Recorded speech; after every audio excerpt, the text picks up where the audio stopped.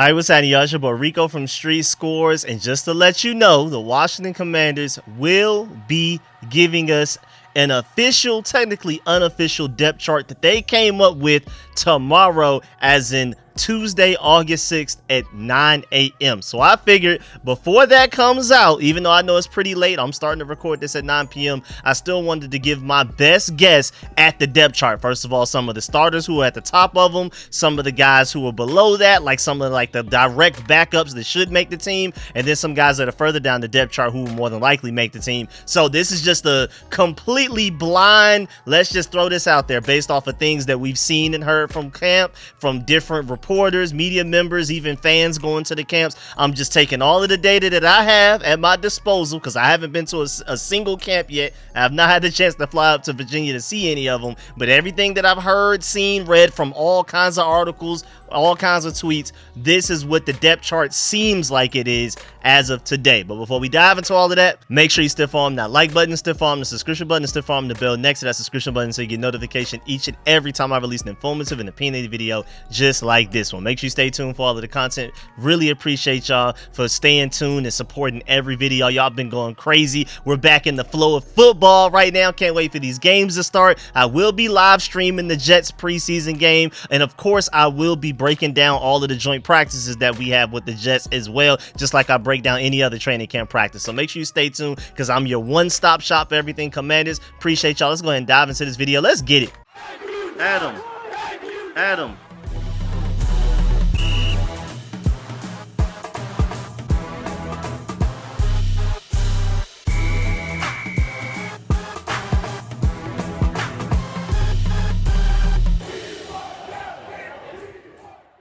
All right, so to start it off, I don't feel like this is very controversial at all. I feel like everybody should pretty much assume that Jaden Daniels is the starter. The only reason he wouldn't be the starter if Dan Quinn continues to play games with this whole Jaden Daniels needs to earn the starting role and things like that. He should be the starter going into this preseason game. He should already be the starter on that depth chart as of 9 a.m. tomorrow. There's absolutely no reason why he wouldn't be. I also plan on doing a reaction to the depth chart as well, so stay tuned for that too, just to kind of go through and react to everything, because I'm pretty sure I'm not going to hit 100%, so we got to break down some of the differences that I have in my depth chart guesses that you're going to see in this video compared to what's going to come out again at 9 a.m. August 6th. So stay tuned for that. Can't wait for that. That's going to be later on though. But either way, right here, again, Jaden Daniels is clearly the starter. He's literally better. If you've seen my training camp breakdowns and even like the starting offense breakdown that I did just a few days ago, it's obvious that he's the starting quarterback, and it's not even just like a talent thing. Even like a lot of the things that Marcus Mariota should be better at than Jaden Daniels, as far as like nuanced veteran things like that, like going through your progressions,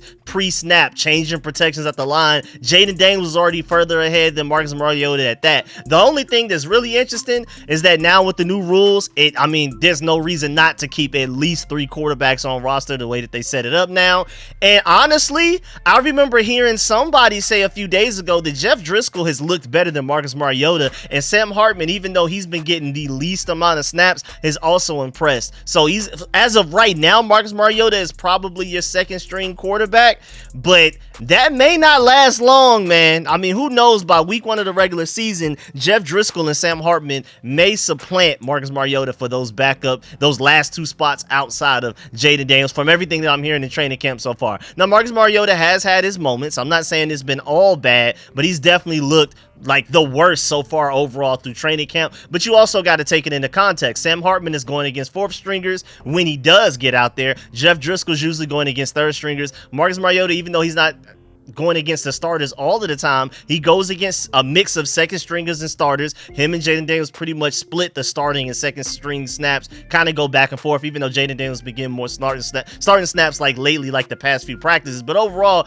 Marcus Mariota has been going against better defenses than Sam Hartman and Jeff Driscoll has. Like, Jeff Driscoll and Sam Hartman are not usually throwing against Bobby Wagner, Benjamin St-Juste, Frankie Louvu, Jonathan Allen, Deron Payne, and those guys. Marcus Mariota is. So even though Marcus Mariota has looked worst so far in training camp. He's probably looked like the 4th best quarterback just based off of things that I've heard and seen so far. Again, I haven't gone to any practice and seen it with my own eyes, but from what I'm hearing, it sounds like Marcus Mariota, based on performance, is quarterback 4. But again, with the context that he's out there with the starters even at times, he's probably still your quarterback 2 right now. But this is something to monitor. I'm bringing this up because this is something to keep your eye on. And if Marcus Mariota ends up being the 3rd string quarterback, or even the guy that doesn't even make the roster out of the 4, they pick the other 2, then you heard it here first that there were signs, basically. I don't expect that to happen. I think Marcus Mariota will be a 2nd string quarterback going into week 1, but I'm letting you know there are signs. There are warning signs right now. Now, moving on to the running back position. Right now, Brian Robinson and Austin Eckler are like neck and neck as far as who's your starter. Now, when I did my breakdown of like the starting 11 personnel offense, I gave the very slightest of nods to Austin Eckler just because he's been protecting the ball better. And he had a rep where like Jaden Daniels was able to complete a deep bomb touchdown to Terry McLaurin against Emmanuel Forbes. And the only reason that play even was allowed to happen was because Austin Eckler did a great job of picking up a blitz against Bobby Wagner. But ultimately, at their best, at their highest ceiling, especially with Austin Eckler at this age, Brian Robinson should be the better running back. He should be the more explosive running back, the higher ceiling running back. So I'm expecting him to, like, over time start to get more touches and carries than Austin Eckler. But I think as of today, Austin Eckler would probably be the guy that they depend on the most, even though he's had a worse fumble problem throughout his career than Brian Robinson has so far. Like, coming into training camp, I assume Austin Eckler will be the one that will be fumbling more than Brian Robinson. And I'm hearing that Brian Robinson actually ended up recovering that fumble or something like that. But either way, the fact that it got punched out by Mike Sanford still right now, one of the media members or fans that went to one of the training camp practices, I forgot who it was, but they said that Austin Eckler has basically been protecting the ball with his life. That's how they worded it. So he's just been far more intentional with not fumbling in training camp, whereas Brian Robinson has been doing a great job overall. But between the two, he's the only one that I've heard has fumbled. So that's the only reason I'm giving Austin Eckler the slight nod.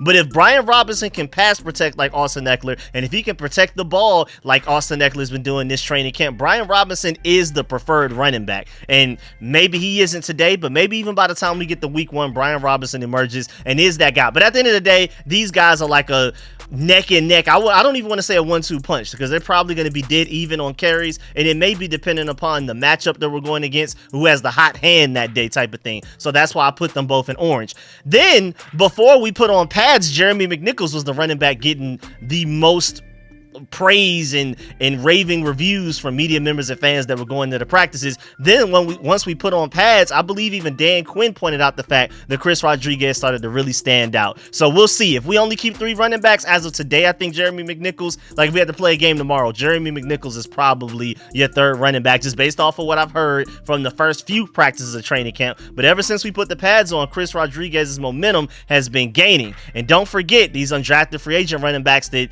are kind of like Austin Eckler clones. I mean, Austin Eckler was an undrafted free agent, and these guys are pass happy, receiving back, undrafted free agents, the same thing. And even one of them used to play with Cliff Kingsbury at USC just last year. So don't be surprised if one of these guys sneaks onto the roster. But as of right now, I think Jeremy McNichols has it today on the depth chart. But don't be surprised if Chris Rodriguez ends up beating him out. For if we only keep 3 running backs, Chris Rodriguez ends up getting that last spot. Don't be surprised. But if we end up keeping 4, I think it's obviously the top 2. And then you have Chris Rodriguez and Jeremy McNichols. But again, Michael Wiley and Austin Jones have been making plays in training camp and keeping things interesting. It's not as obvious as we think right now. Then moving on to the wide receivers. Of course, you have the addition of Byron Pringle, but then you have Damiere Byrd and Dax Milne that got cut. So now, since the last time you've seen this screen from me, those are the changes right there. You also have some really important changes as you look to the left side of it. De'Ami Brown is above Luke McCaffrey on the depth chart. Shouts out to my boy Linnell Willingham. Make sure you follow him on Twitter and read all of his articles, because he goes to every single training camp practice and does great reporting on it, does great breakdowns on it after practice as well. He's where I get a lot of the information information from training camp, and he said that firmly De'Ami Brown is wide receiver 3 right now. Like, no argument to it. Like, even he's the one getting the. Now, it's not even just a matter of him outperforming Luke McCaffrey. He's also out there with the starters far more than Luke McCaffrey has been so far. So as of today, De'Ami Brown is your wide receiver 3. I'm expecting Luke McCaffrey to eventually supplant him as the third best receiver on the team. Eventually, but that may not necessarily happen anytime soon. That may not even be something that happens by week 1. Maybe at some point middle of the season, maybe at some point that happens. But as of today, Terry McLaurin, Jahan Dotson, and De'Ami Brown are your top 3 receivers. Then you have Luke McCaffrey, and from what I'm hearing so far in practice, Logan Paulson said that Bryson Tremaine is standing out in a big way. He's a big contributor on special teams, but he's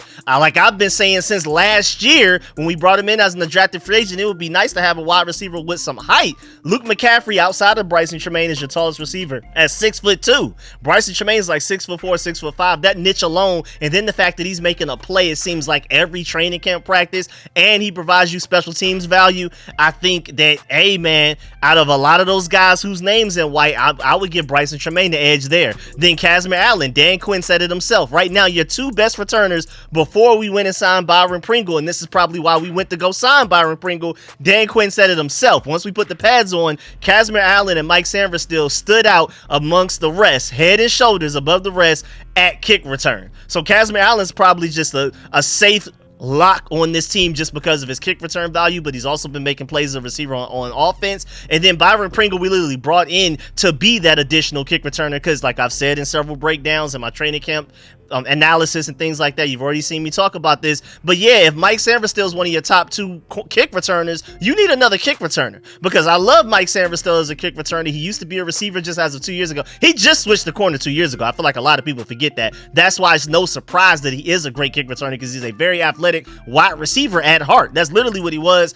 Moved to kick corner very recently. It's amazing how far advanced he is in this nuance and instincts and things like that just from switching the corner 2 years ago. That's a whole nother story in itself. But the main thing is Mike Sanford still is far too valuable as a defensive player that's going to be on the field at least 70% of snaps every single Sunday, to where you don't want to put him in harm's way like that with kick return duties. So if Mike Sanford still is one of your 2 best kickers, and you're assuming that he probably will not return kicks for you once we actually get to the regular season, you need another kicker. And I feel like Byron Pringle was brought in to do just that. So Byron Pringle and Kazmir Allen are probably, as of today, your starting kick returners. And then Bryson Tremaine, I think he makes it for his height and the fact that he's been standing out in a lot of practices. And then Luke McCaffrey's obviously a 3rd round pick that we have very high hopes for. And then everybody else, I mean, we have so many good names here. Now, you already know, you can see by all of the stuff around him, I'm rooting for Marcus Rosemy-Jacksaint to make this roster, but I haven't heard a lot of great things from him. I mean, even one pass that went through his hands, he dropped it, and that was one of Tyler Owens'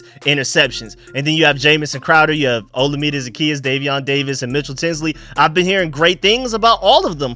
Flashes from every single one of those guys, but it's heavy competition. Somebody can't make it, and it looks like those names in white will probably, as of today, be the guys that do not make it, but we'll see what happens there. I mean, things can change. It's still August 5th. We don't play a regular season game till September, so things can change. I just want to really emphasize this is as of today. Same thing with the tight ends, man. As of today, I have Zach Ertz as your starter, even though Ben Sinnott, from what I'm hearing from the compliments that Dan Quinn is giving Ben Sinnott, with the fact that he's able to make contested catches is really standing out to him. Logan Paulson talked about how physical Ben Sinnott has been since they put the pads on. So him and John Bates are probably your 2 best blocking tight ends on the roster, probably like with a sizable gap. It's probably John Bates, Ben Sinnott, big gap, everybody else as far as blocking. And as much as we want to put an emphasis on the run game through Cliff Kingsbury and bringing over Anthony Lynn, I think we're going to run the ball a lot. So those 2 are automatic locks right there. Then Zach Ertz is obviously a starting tight end.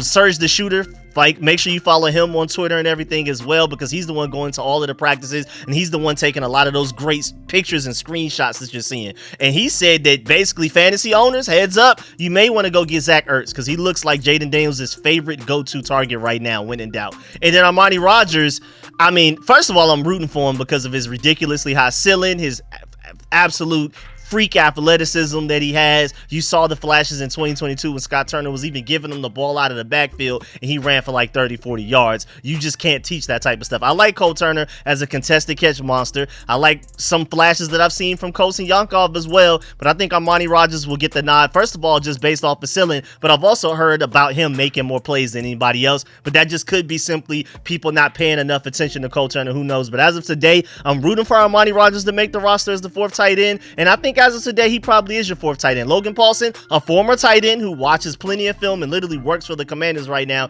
has been going to every practice, and he brought up the point that if John Bates and Ben Sinnott are your true blocking tight ends that can also contribute in the passing game, especially in Ben Sinnott's case, Zach Ertz is, so that's 2 like more primarily blocking physical tight ends. You need 2 tight ends that can get open. And Zach Ertz and Armani Rogers are your 2 tight ends that can get open. I love Cole Turner's contested catch ability, but he's not the guy that you depend on to get open. Like Armani Rogers can get open on his own. Ultimately, ceiling-wise, he has the highest ceiling out of anybody on this picture as far as getting open on their own. We even saw the flashes in the preseason, so I'm really excited about what he can do now that he's fully healthy and actually has an offensive coordinator that, you know, realizes that there's some potential there to utilize. Now moving on to an interior offensive line. It's obvious Tyler Biadasz, Samuel Cosmi, and Nick Allegretti are pretty much already your starting interior offensive linemen. Left guard, center, right guard. That's pretty much in writing. Dan Quinn said it himself, Tyler Biadasz and Samuel Cosmi, those are the only 2 spots that are already locked down. This was a few days ago, but he also went on to say that left guard is probably the closest to being announced next, and Nick Allegretti is the guy that's right there. Then you have Chris Paul and Michael Dieter as your backup interior offensive lineman, and that's a great job, but do not sleep on Mason Brooks, because when I think it was a couple of practices ago or last practice where we had so many injuries to the tackle group, and even Samuel Cosmi was out hurt at right guard. Mason Brooks had to go from being a backup center, interior offensive lineman, guard type of guy to basically having to fill in at tackle because we just didn't have enough bodies out there to go play tackle for us in practice. And so maybe that's a name that you keep in mind because they trusted him to do that. Out of all of the backup interior offensive linemen that they could have asked to do that, they asked Mason Brooks to go out there and I believe be the 2nd team right tackle, which is crazy. So, hey man, keep an eye on him. Remember, he was an undrafted free agent that we had to like outbid other teams for a couple of years ago. And then Ricky Stromberg, I mean, there's a lot of hope still out there for him, especially amongst a lot of people in the fan base. We'll see. And then Julian Goods-Jones is like the only interior offensive lineman that you see on this picture that has no chance of making the roster. Everybody else has an argument, but when you look at it from the fact that Chris Paul had starting snaps last year, and of course that was a previous regime, but I like Chris Paul's talent.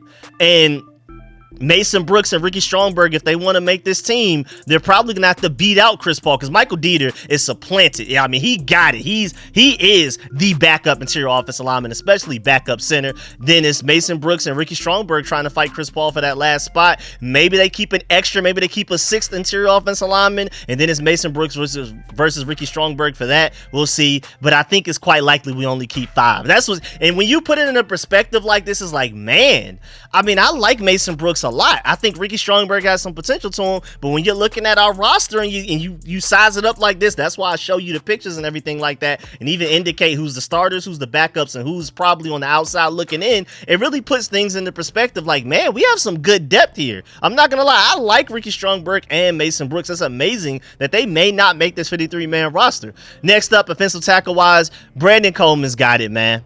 Brandon Coleman's got it. And it's crazy because the last time y'all saw this graphic, I had a question mark next to Brandon Coleman, but not by Andrew Wiley. It's completely flipped now because Andrew Wiley's been hurt. And I still think that when healthy, he's probably a starting right tackle for, if anything, not even just his own ability, but the fact that Samuel Cosmi has gained chemistry with that guy. And I keep emphasizing to y'all that chemistry is probably the most important thing amongst an offensive line. Continuity, chemistry, knowing the guys to your left and your right, and being able to trust them with a lot of things like passing off stunts the correct way, communication, who do you block, who's picking up that potential blitzing linebacker, all of that type of stuff. And it took till like more than halfway through the season for Samuel Cosmi and Andrew Wiley to finally get that chemistry going. And then after they got it, Andrew Wiley went from being terrible to defense to probably slightly above average, you can argue at times. Not terrible. And then Samuel Cosmi, once they got it clicking, finally was like an all-pro interior offensive lineman. I think he's built for an all-pro year this year. He was easily the best player on our entire roster once him and Andrew Wiley got it going. My main point is that Andrew Wiley's all right. He's not as terrible as a lot of people think. I feel like a lot of people just started to tune out the season once we got to like the last 7-8 games. But if you really go watch it, Andrew Wiley was not terrible. Not good, I would say. Definitely not great, but not terrible. And I feel like if anything, he's probably going to end up making the roster just because Samuel Cosme loves having him on the right side of him. And we've already seen Cornelius Lucas. So we've gotten to the point that Cornelius Lucas, even when guys are getting hurt, Cornelius Lucas is still the second string tackle. Trent Scott got reps at starting right tackle with the ones once we had all of those injuries the past couple of days. But again, Andrew Wiley and Brandon Coleman have completely flipped when it comes to certainty of who's starting. Brandon Coleman has left tackle on lock. I mean, maybe Dan Quinn won't come out and say it immediately, but he's been your starting left tackle for the past few practices. They were giving him starting snaps here and there, and he capitalized on it. He killed it in the first day of 1v1s. Dan Quinn and everybody that was there literally said he was the best offensive lineman in the 1v1s. Best lineman, period, including defensive line, which is on the defensive side of the ball as well, including Jonathan Allen and Deron Payne. Out of all of the guys in the trenches, offensive line and defensive line combined, Brandon Coleman, everybody said, well, at least most people said that he was the best player that day in the 1v1s. Samuel Cosme was a close second, but it was Brandon Coleman. So every time he's gotten opportunities, he's taking advantage, and now the past few practices, he's just been straight up starting left tackle. I haven't heard about him or seen him take a backup snap at left tackle since like the past few practices, since he took advantage of the opportunity he got. And so again, Trent Scott and Cornelius Lucas are probably your backup tackles, and then Alex Akambulu just had to get carted off a couple of days ago, and then Braden Daniels is still an experiment. I don't know if y'all have seen Office Space, but you know how they kept moving Buddy with the stapler around the office, just kept moving him because he technically didn't work there anymore, and they was just giving him something to do. They're kind of doing that with Braden Daniels right now, where, I mean, one day he was playing guard, I heard it didn't go well. Then another day he was playing tackle, I heard that didn't go well. Like, they're just kind of moving him around. He's just here right now. I don't know if y'all have seen Office Space, but that's who Braden Daniels is right now. I think it was like the guy with the red stapler. And then interior defensive lineman wise, obviously Jonathan Allen and Deron Payne are your starters. I almost put Johnny Newton as an orange, but I think because of the fact that he's still being slowly ramped up, I won't put it there now yet, but I think we're going to get to a point, especially even in his rookie season, at some point this season, it may not be week 1, but at some point this season, Johnny Newton will be playing snaps comparable to Jonathan Allen and Deron Payne. Like, if Jonathan Allen plays 32 snaps, Deron Payne plays like 30. I wouldn't be surprised if John Newton plays like 28 or something. I think it's going to be very close like that he's just going to be too difficult to keep off the field no matter the defensive situation. So he's right there, right behind them. And then John Ridgway, when in doubt, you need a true nose tackle to eat up double teams. That's your guy. Vidarian Mathis has not looked good. He's been getting chewed out by Daryl Tapp. There was even a moment in practice, I believe the previous practice a couple of days ago, where Dan Quinn literally during team drills just took Vidarian Mathis to the side somewhere else on the field and was just coaching them up 1v1. Like, you gotta show me something type of thing. That's what it seemed like. I don't know if that's confirmed. And of course, we went and signed Taylor Stallworth recently a couple of days ago. So, I mean, he's on the roster, but the way that they explained it, it sounds like he's just a camp body, because Dan Quinn basically said that they signed him so that Johnny Newton and Jonathan Allen don't have to get as much wear and tear on their bodies while Johnny Newton's ramping up and while Jonathan Allen and these guys are getting ready for the regular season, and how taxing that is on the body. So I think Taylor Stallworth was literally brought here just to be an additional defensive lineman that's getting snaps so Jonathan Allen and Johnny Newton aren't getting beat up on too much. And then everybody else, I mean, I don't know exactly about their chances of making this team. We're going to go ahead and keep it pushing. Edge rusher wise, I have Dorrance Armstrong and Cleveland Farrell as of today are still your starters, but Dante Fowler and KJ Henry have been noticeable in practice, of course. And then it's kind of like a guess after that. F.A. Obata, I would probably have him in a light yellow, but he's still hurt, I believe. I don't think he's practiced at all this all season. He's been hurt for a long time. And that I know for a fact he hasn't practiced at all in training camp. I think he's still on one of those lists, like the PUP or the IR, something like that. So by default, I think Jamin Davis, because he's starting to improve, and I just don't think you cut Jamin Davis. I know a lot of people were happy about upgrading the linebacker group, but when in doubt, worst case scenario, Jamin Davis is still a useful if he's your 4th best linebacker at worst, you know what I'm saying? That's an elite linebacker group. I feel like Jamin Davis at times actually looked pretty good and consistent whenever he had a Mike linebacker next to him. But once Cole Holcomb got hurt, Jamin Davis production suffered. Once even though Cody Barton wasn't that good, he was handling all of the Mike linebacker responsibilities. He had the green dot. He was the quarterback of the defense. They were calling the plays into him, and he was the one responsible for making sure everybody was straight, while Jamin Davis was just next to him and able to do what he wanted to do and what he needed to do, and he played better because of that. Once Cody Barton got hurt, once Cole Holcomb got hurt the year before, Jamin Davis, having to deal with all this mental stuff, performed way less well, started to be way less consistent and things like that. You don't have to worry about that with Bobby Wagner, Frankie Louvu, and I believe Jordan McGee is easily even above Jamin Davis on the depth chart right now. And I'm loving what I'm seeing. We're going to talk about it when we get to the linebacker group. I'm loving what I'm seeing from Keandre Jones as well in the linebacker group. So we're really deep there, and I think they're really trying to get Jamin Davis to work at edge rusher. He's improving. He's not there yet, but again, worst case scenario, you just move him back to inside linebacker and he's depth there, but you don't cut him. At worst, you trade him. There's no reason for Jamin Davis is nowhere near bad enough to cut him. I don't know where a lot of these fans are thinking that he's just that terrible. I know we're happy about going from the linebacker core in 2023 to the one that we have now, but don't do Jamin Davis that dirty. It's not that serious. They got to find a way to make use of him in some way. I'm not saying he's going to go out there and start or he's going to play a lot of snaps, but cutting him is absolutely ridiculous. Another team will quickly scoop him up if he's out there available.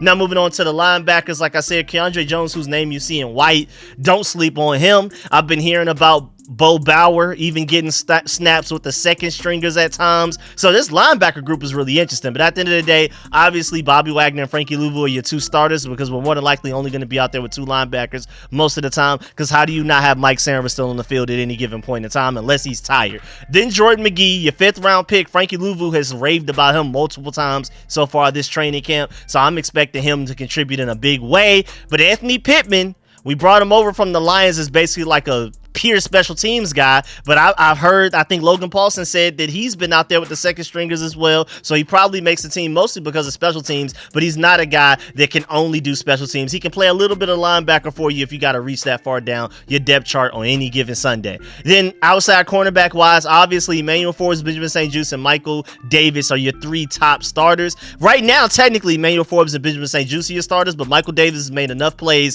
to where I had to make his name orange as well. He's been getting interceptions and all kinds of stuff in practice. And then Tariq Castro-Fields, I just automatically picked him just by the fact that out of all of these other corners outside of the top 3, and usually teams only keep 4, maybe keep 5, we'll see, but I doubt it, because we have so much talent in the safety room and so many other rooms on the team. The outside corner may be the one that has to suffer and not, hold on to extra guys. But either way, Tariq Castro-Fields, the only guy outside of the top 3, the only guy that I've heard has even gotten starting snaps, like with the ones, like covering Terry and Jahan and things like that. And I didn't necessarily hear about him doing a good job, but he must have done something to earn their trust to where they were like, all right, let's see what he does against the starters. So as of right now, I think Tariq Castro-Fields will be that 4th corner that makes the roster out of that group of 6 that you see on the right side, in the middle and the right side. And then the star position / slot corner, Mike Sanford still has that held down. Even though Kiyu Blue Kelly has flashed at times, Dominique Hampton has a very unique physical skill set and things like that I will hope we can find a way to keep him. At worst, stash him onto the practice squad and protect him so other teams can't get him, because I'm that high on him. I think he can contribute later on down the line, maybe in a year or two, as like a really good player, especially like Jeremy Chin, one of my favorite players of the team. I really don't want to speak this into existence, but if for some reason he's asking for too much money after the season, because I'm expecting him to ball out this season, and if the Commanders aren't willing to give him the money that he's looking for, expect Dominique Hampton to kind of be that guy that would step up in his place. Just with that same similar build, him, Tyler Owens, and Dominique Hampton, along again mostly with Jeremy Chin. Those 3, they're the only 3 guys with that build on this team, and we'll see where that leads. But right now, Mike Sanford still is the only slot that would make the team. There's not really necessary to have an additional slot on the team. Plus, Tariq Castro-Fields can also, when in doubt, double up as like a backup slot if you really need him to. But Mike Sanford still is going to be on that field all of the time. If he's not on the field, it's not to bring in another slot, it's to bring in an additional linebacker, an additional defensive lineman, or an additional safety, but you're not bringing in another slot corner. So that's why it's safe to say that he'll probably be the only slot corner that makes the final 53-man roster. And then safety wise, there's so much talent here, it's ridiculous. And Derek Forrest, man, even before he got hurt, he was out there with the 3rd stringers. So I'm rooting for Derek Forrest. I like him a lot. I love his talent. I thought 2022 he showed immense flashes, but as of today, he's not only was he with the third stringers before he got hurt, but I really want to emphasize the fact that he is hurt right now. Most recently, we heard about him having his helmet but no pad, so he didn't really participate in practice. So as of today, if we had to play a game tomorrow, Derek Forrest is not available to play. So right now his name is in white because of injury, and even before the injury, he was out there with the third stringer. So Jeremy Reeves gonna make the team as a leader and a special teams guy. I forgot who talked about it. It may have been Logan Paulson on a podcast or something like that, or one of the media members. I apologize for not being able to give the correct credit to somebody, but they said at one point in time, Jeremy Reeves, when he was out there with the backup defense, he was the one that audibled the defense, which ended up producing, I think, a positive play. Like the offense came out a certain way. It caught the defense off guard a little bit because they came out with, I believe, with 4 wide receivers. I think the play was. The defense wasn't expecting it. Jeremy Reeves was the one that stepped up and said, hey, we're switching to this. Everybody, you hear, and things like that. And then I think they ended up forcing an incompletion or something like that. It was a positive play for the defense, and Jeremy Reeves was the reason that it happened. It may have even resulted in an interception. Can't remember what the result was exactly, but it was something positive for the defense. Jeremy Reeves is, and first of all pro Revo, special teamer. He's going to make the team off of that just alone. Percy Butler, as of right now, I would lean towards Derek Forrest making the roster over him, but Derek Forrest is hurt, and he's been out there with the third stringers. Percy Butler, I've heard flashes from him. Maybe he makes the team because of that. And y'all know Tyler Owens. Again, Jeremy Chin, Armani Rogers, and Tyler Owens are the guys that I'm most intrigued by on this team right now when we're getting updates from practice. Especially if I'm not allowed to include Jaden Daniels because that's so obvious.